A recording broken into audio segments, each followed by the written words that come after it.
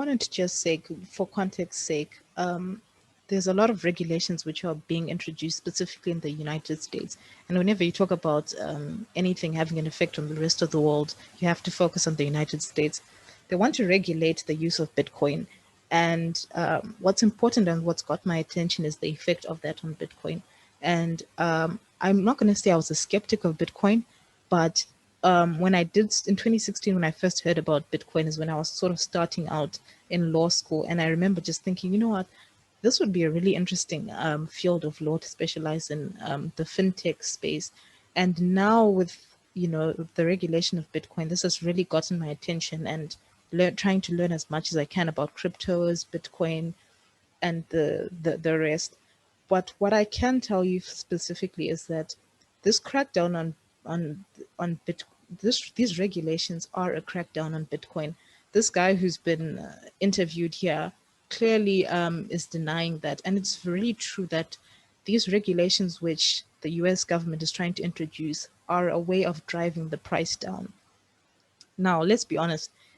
Clearly, this huge bull market hasn't been affected by these regulations which they're introducing, and they're going to try bypass all the processes before introducing their regulations. So, when you introduce regulations, you're supposed to give people time to comment and to comment and to provide their input on these regulations.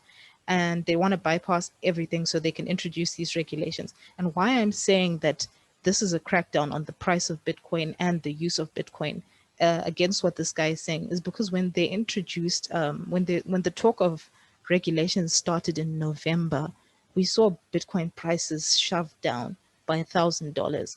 And so I think they've now sort of seen that if we can crack down on Bitcoin by introducing these many regulations, number one, we can shove the price down, we can control Bitcoin, how we can even illegalize it.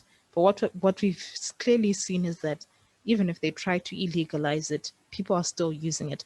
And obviously, we can tell from like the third world and countries that actually need cryptocurrencies is that even with Bitcoin being illegalized in some of our African countries, people are still using it. So as much as they can try illegalize it as much as they want, people are still going to be trading Bitcoin.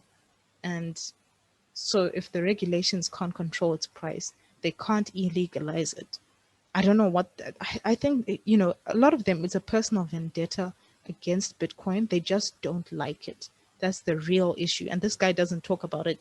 He's saying that, it's for the public's good because a lot of institutions are being involved now in Bitcoin. And so there's a need to regulate in terms of taxing and financial laws because of these huge institutions, which is true. Huge institutions are being involved, but we can't deny the personal issues these people have. These regulators have their personal issues. JP Morgan has their own issues. Remember, the CEO, Jamie Dimon, said that Bitcoin is a fraud. And then 2020, he introduces his own coin. So I'm thinking, wasn't this the same guy who was saying Bitcoin is a fraud? And now he turns around and he has a new coin. And I forgot the guy who's the CEO of blockchain and Bitcoin blockchain hedge fund who does know Jamie Dimon. And he said, listen, the reason why Jamie Dimon and JP Morgans and all these Goldman Sachs and all these huge financial institutions hate Bitcoin and blockchain is because it can do their job way better than them. And with more regulations more regulations and more mainstream adoption of blockchain will essentially leave them jobless and irrelevant. Who will need a banker when you can transfer your money internationally faster and at a cheaper cost? And you can save your money and Bitcoin as a store of value. So the issue is obviously their personal vendetta and job security. This guy denies it and he's like, listen, it's not a crackdown on Bitcoin, it's a crackdown on financial crimes. And I just think that's nonsense. But it is true that, okay, in November, they tried to introduce these regulations and things didn't work. So now they're going to try again. They're going to try to introduce these regulations again. And I think it's a way of cracking down on the price of Bitcoin. Also, you can tell that obviously these regulators and big financial institutions, obviously they're not going to advocate for something which leaves them jobless and for something they can't benefit financially from without the average person benefiting. There's also the issue of, you know, I can't accuse them of things that I can't prove. But what I'm starting to see is, first, like we said, there's obviously the personal vendetta. And then there's the issue of how they are so willing to introduce their version of digitalized currencies. So they're fine with introducing a digitalized version of the dollar, a digitalized version of the pound. And then once that works, then they're going to crack down on Bitcoin and all these other currencies because they can't control those. So you'll find that they're fine with introduce, and this is actually happening, guys. The pound this year, they've introduced a test drive for a digitalized pound, and then they've also introduced a test drive for the digitalized US dollar. And I think the JP Morgan coin is backed by the US dollar.